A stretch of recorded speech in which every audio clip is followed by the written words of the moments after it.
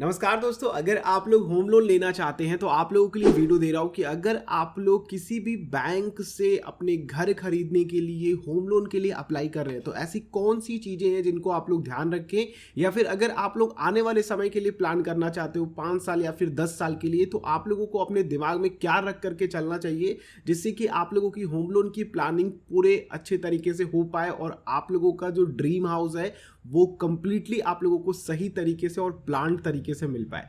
चलिए दोस्तों, वीडियो को स्टार्ट करते हैं। ये क्वेश्चन धीरज जी की तरफ से पूछा गया था और मुझे लगा कि उनको इनबॉक्स में रिप्लाई करने से अच्छा है कि उनके लिए एक बड़ी सी वीडियो शूट कर दी जाए जिसमें कि उनको सारे क्वेश्चंस का आंसर मिल जाए। दोस्तों, मैं हूं रवि, आप सभी का एक बार फिर से हमारे और आपके चैनल पे स्वागत करता हूं। मैं इस तरह की वीडियोस अपडेट करता रहता हूं, तो अगर आप लोगों का इंटरेस्ट है तो चैनल को सब्सक्राइब अभी कर लीजिए और बेल आइकन को जरूर क्लिक कीजिएगा जिससे कि आने वाली वीडियोस की नोटिफिकेशन आ सके।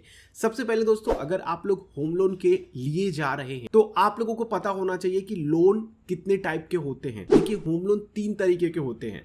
सबसे पहला कि फ्लोटिंग रेट होता है, दूसरा फिक्स्ड लोन होता है और तीसरा होता है कॉम्बिनेशन। देखिए, फ्लोटिंग में क्या होता है कि बैंकों के जो भी बेंचमार्क्स होते हैं, जैसे कि बैंकों के MCLR बेंचमार्क्स है, रेपो रेट बेंचमार्क है, तो इनके घटने बढ़ने से इनमें ब्याज दरें घटती और बढ़ती रहती हैं। तो इससे आप लोगों का अगर बढ़ता है MCLR तो आप लोगों का रेट भी, रेपो रेट बढ़ता है तो आप लोगों के इंटरेस्ट रेट्स भी बढ़ेंगे, घटता है तो आप लोगों के इंटरेस्ट रेट्स भी घटेंगे। तो इस तरीके से आप लोग प्लान कर सकते हैं कि आने वाले समय में क्योंकि लोन की जो टेनर होती है वो 20 से 30 साल लोग लेते ही हैं, तो आने वाले समय में क्या कम होने वाला है या फिर ज़्यादा होने वाला है या फिर इस समय कम है। बाकी मैं कहूँगा कि अभी के हिसाब से फ्लोटिंग रेट पे लोन लेना ज़्यादा समझदारी नहीं, क्योंकि मुझे लगता है कि ये मिनिमम रेट है। फिक्स रेट तो आप लोगों को पता ही है कि जो बैंक आप लोगों को प्रेजेंट में दे रहा है उसी पे आपका फिक्स हो रहा है। कॉम्बिनेशन में फ्लोटिंग और फिक्स्ड को कॉम्बाइन कर दिया जाता है और इसका ध्यान आप लोग रखेंगे जब आप लोग होम लोन के लिए अप्लाई करने जा रहे हैं। दूसरी चीज होती है दोस्तों, अगर आप लोग होम लोन के लिए जा रहे हो तो pre approval home loan apply करो।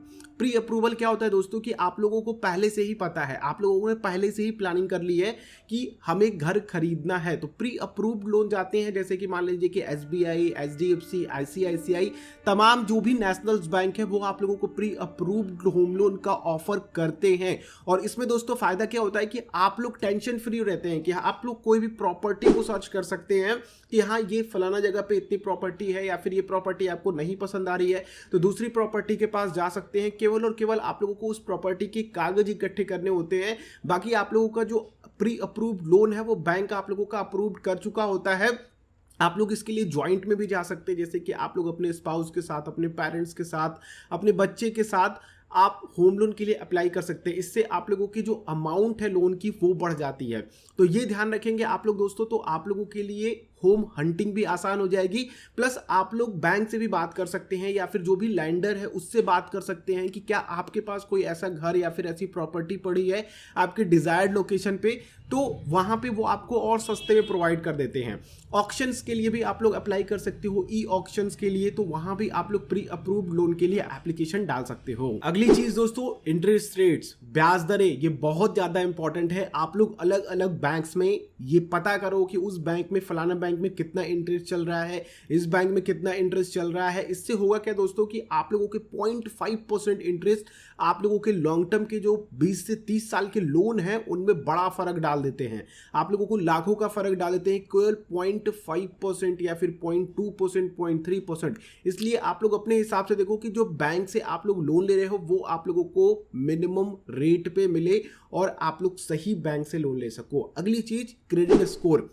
अपना, अगर आपको 1 से 2 साल बाद लोन लेना है तो अपना क्रेडिट स्कोर जरूर इंप्रूव करो। ये आप लोगों को लोन के इंटरेस्ट रेट्स पे, जो भी आप लोग होम लोन के लिए अप्लाई करो किसी भी लैंडर के साथ, आप उनसे नेगोशिएट कर सकते हो। अगर वो आप लोगों को 7% का रेट दे रहा है तो आप कह सकते हो कि मेरा सिबिल स्कोर अच्छा है, 750 के ऊपर रहता है, तो बेहतर होता है। यहाँ पे आप लोग बहसबाजी कर सकते हो, उनसे बहसबाजी यानी कि नेगोशिएशन कर सकते हो और उनसे कह सकते हो कि आप 6.5 में दे दो या फिर 6.9 में दे दो। इस तरीके से अगर आप लोग उनसे नेगोशिएशन करते हो तो ये चीजें पॉसिबल है दोस्तों। और आपका बैंक मैनेजर आप लोगों के क्रेडिट स्कोर को देखते हुए, आप लोगों के इनकम को देखते हुए आराम से वो अप्रूव कर सकता है।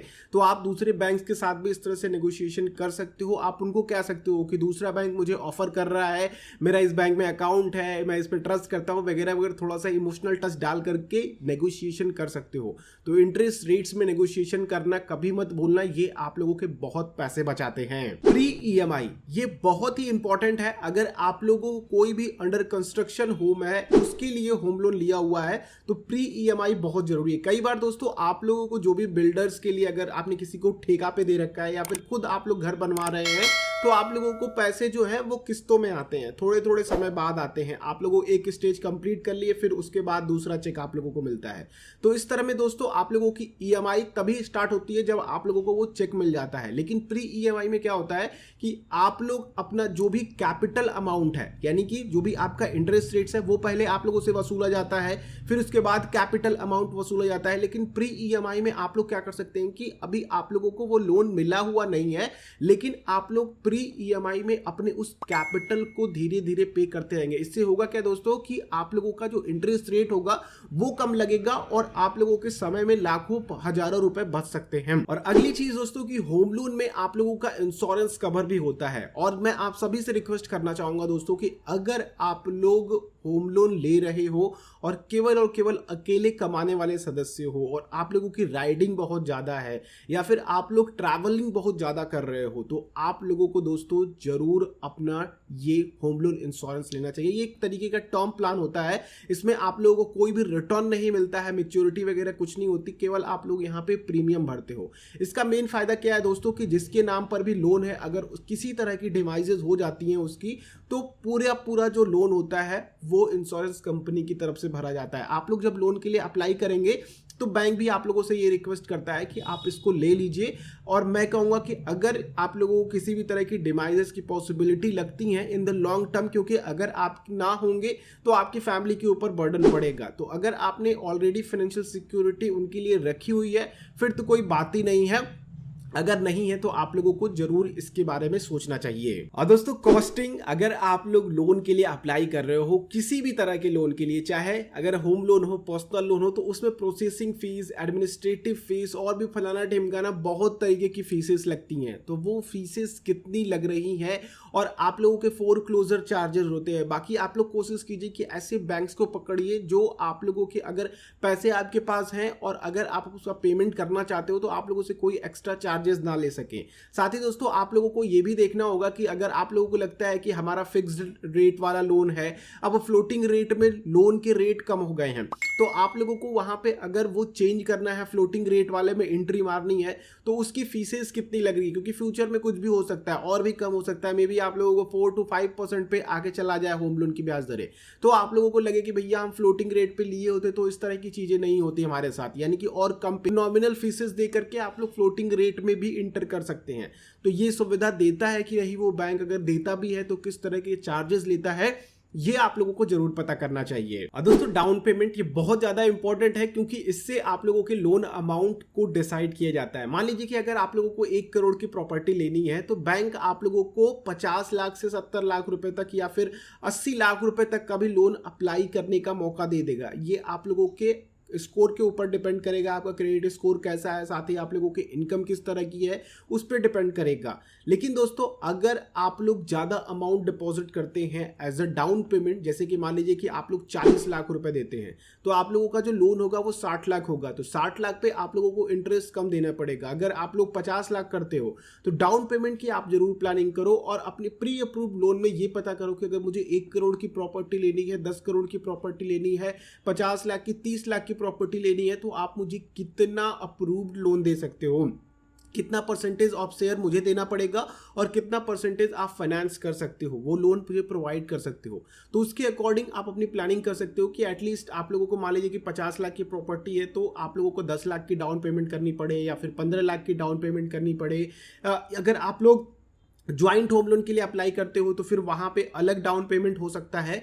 तो आप लोग जितना डाउन पेमेंट करते हैं उतना कम कैपिटल पे आप लोगों को लोन मिलता है और आप लोगों के इंटरेस्ट कम पड़ते हैं और आप लोगों की जो ईएमआईज होती हैं वो कम आती हैं। अगर आप लोग 20 साल 30 साल, देखिए मैक्सिमम 30 साल के लिए आप लोगों को लोन मिलेगा, तो उसके अकॉर्डिंगली आप प्लान कर सकते हैं कि किस तरीके का आप लोगों को ईएमआई चाहिए और किस तरीके से आप लोग अपनी फाइनेंशियल प्लानिंग इसमें डाल सकते हो अपने बजट के अकॉर्डिंग। अगली चीज दोस्तों डॉक्यूमेंटेशन की। अगर आप लोग होम लोन के लिए जा रहे हो तो मेक श्योर करो कि आपकी पूरी केवाईसी डॉक्यूमेंट्स हो, जैसे कि आपके पैन कार्ड, आधार कार्ड, आपका ड्राइविंग लाइसेंस भी, पासपोर्ट भी, ये सारी चीजें आपके केवाईसी में आ जाती हैं। दूसरी चीज दोस्तों की प्रॉपर्टी के डॉक्यूमेंट आप लोगों को चाहिए होते हैं, जो भी सेल डीड है, जो भी आप लोगों की एनओसी है, ये सारी चीजें आप लोगों को बनवानी पड़ेंगी। और जो भी आप लोग प्रॉपर्टी देख रहे हो, चाहे आप कोई भी लैंड है या फिर अगर आप लोग पूरा का पूरा घर खरीद रहे हो, फ्लैट खरीद रहे हो, तो उसके पूरे ओरिजिनल कागज आप लोगों को सबमिट करने पड़ते हैं, बैंक को दिखाने पड़ते हैं। और साथ ही दोस्तों इसके साथ एक और आप लोगों को पॉइंट ऐड करना चाहूँ, कई बार हमें प्रॉपर्टी के कागजों की जरूरत पड़ती है। मान लीजिए कि हमें अपनी प्रॉपर्टी को सेल करना है तो हमको उस बैंक से कागज चाहिए, ठीक है। तो वो बैंक अगर कागज दे रहा है तो उसके लिए भी क्या चार्जेस लगा रहा है, और इस तरह के चार्जेस तो नहीं लगने चाहिए किसी बैंक में, लेकिन फिर भी अगर उस तरह के चार्जेस लगा रहा है और प्रोवाइड भी कर रहा है तो कितने समय में प्रोवाइड कर रहा है। कई कई बैंक महीनों लगा देते हैं आप लोगों के कागजात ओरिजिनल जो होते हैं, जो आपने वहां पर सबमिट करे होते हैं, उनको देने में। तो इस चीज का आप लोग ध्यान रखिएगा कि वो कितना समय लगा रहे हैं, और अगर आप लोगों को फ्यूचर में कभी 2-3 दिनों में ही चाहिए होगी तो आप लोग जाकर के वहां पे फंस जाओगे। तो इन सारी चीजों का आप लोग जरूर पता कर लेना डॉक्यूमेंटेशन में, ये इसलिए मैंने ऐड कर दिया। अगली चीज दोस्तों, और ये मैं आखिरी चीज रखना चाहूंगा, ज्यादा लंबा नहीं करना चाहूंगा वीडियो को, डिफॉल्ट की बात। डिफॉल्ट दोस्तों कई बार क्या होता है कि बैंक 3 बार ही आप लोगों की डिफॉल्ट ईएमआई को सहन कर सकते हैं, और फिर अगर वो 3 बार आपने डिफॉल्ट किया है, आपने यानी कि आपने ईएमआई मिस करी है, तो वो आपके अगेंस्ट लीगल एक्शन ले सकते हैं, और इसके बिहाफ पे कोर्ट भी आप लोगों का कुछ नहीं कर सकता under this act.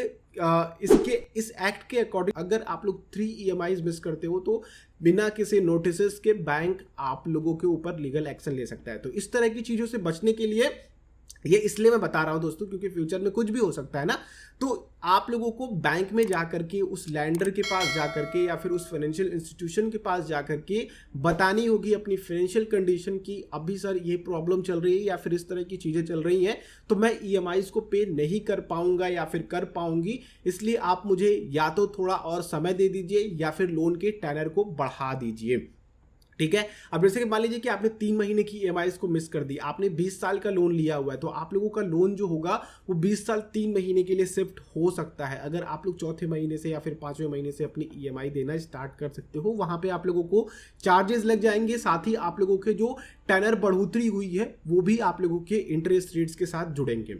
I hope दोस्तों ये कुछ चीजें जो मैंने बताई हैं आप लोग होम लोन अप्लाई करने से पहले जरूर देखोगे। अगर आप लोगों को कोई कंफ्यूजन है या फिर कोई क्वेश्चंस है इसके रिगार्डिंग, या फिर कोई वीडियो पे टॉपिक चाहते, कोई टॉपिक पे वीडियो चाहते हो सॉरी, तो नीचे कमेंट कर देना, मैं आप लोगों को वो वीडियो जल्दी से जल्दी देने की कोशिश करूंगा। इस वीडियो में इतना ही रखते हैं। वीडियो अच्छी लगी तो लाइक कीजिएगा, दूसरों के साथ शेयर करके उनको भी जरूर बताइए। चैनल पे अगर आप लोग नए हैं सब्सक्राइब कीजिए और बेल आइकॉन को क्लिक कीजिए, जिससे कि आने वाली वीडियोस की नोटिफिकेशन आप लोगों तक आ सके।